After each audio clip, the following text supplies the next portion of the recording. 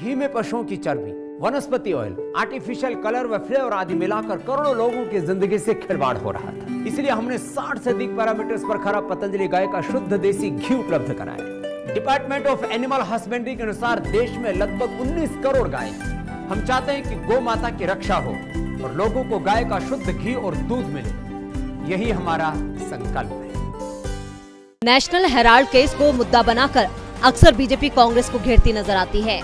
यहाँ तक कि गड़बड़ी को लेकर सीधा गांधी परिवार को कटघरे में खड़ा करती है।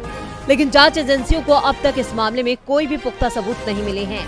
बावजूद इसके कांग्रेस नेताओं के खिलाफ तफ्तीश जारी है। यहाँ तक कि अब तो कांग्रेस अध्यक्ष सोनिया गांधी और सांसद राहुल गांधी भी जांच के घेरे में आ गए हैं, जिसे लेकर बवाल खड़ा हो गया है। कांग्रेस नेता अभिषेक मनु सिंघवी और रणदीप सुरजेवाला ने प्रेस कॉन्फ्रेंस करके दावा किया कि सोनिया गांधी को ईडी ने पूछताछ के लिए बुलाया है।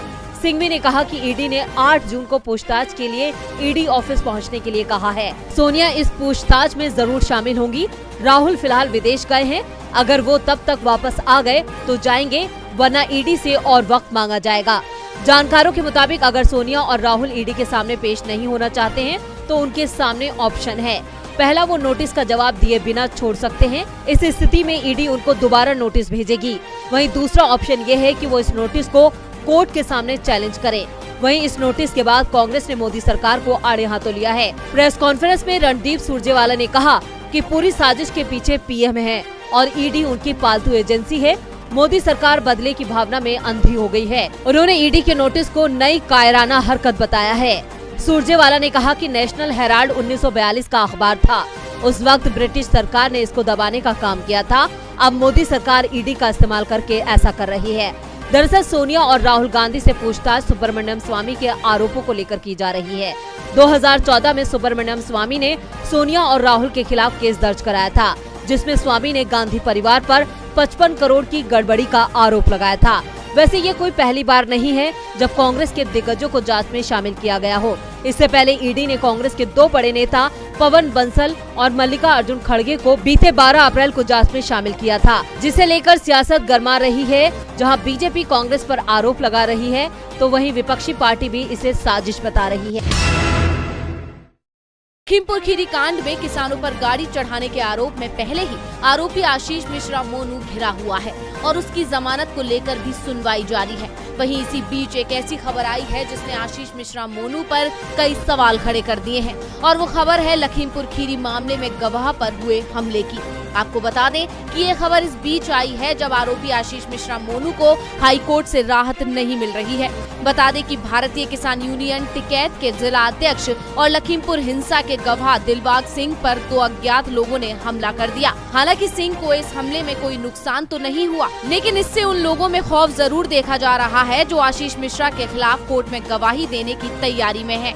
आशीष के खिलाफ गवाही देने वाले कई और लोगों को भी पहले निशाना बनाया गया है, जिसके बाद प्रदेश की योगी सरकार पर भी सवाल उठ रहे हैं। गौर करने वाली बात है कि सिंह 3 अक्टूबर 2021 के तिकुनिया हिंसा के गवाहों में से एक हैं। केंद्रीय मंत्री अजय मिश्रा का बेटा आशीष मिश्रा इसी मामले में जेल में है और उसकी जमानत पर अगली सुनवाई 8 जुलाई को होनी है। इस बीच दिलबाग सिंह पर हमला होना कई सवाल पैदा करता है और आरोपी को शक के घेरे में खड़ा करता है कि क्या ये हमला दिलबाग सिंह को डराने के लिए किया गया है, क्योंकि इस बात से सभी वाकिफ हैं कि शांतिपूर्ण ढंग से प्रदर्शन कर रहे किसानों की आवाज दबाने के लिए ही उन पर गाड़ी चढ़ाई गई थी। उसी तरह अब इस मामले में गवाह दिलबाग सिंह की आवाज दबाने की साजिश रची गई है। वहीं दिलबाग सिंह की शिकायत पर भारतीय दंड संहिता यानी आईपीसी की संबंधित धाराओं के तहत प्राथमिकी दर्ज की गई है और फोरेंसिक टीम इस मामले की जाँच कर रही है और हमलावरों की पहचान करने के प्रयास जारी है। अब किसने ये हमला करवाया ये तो जाँच में ही सामने।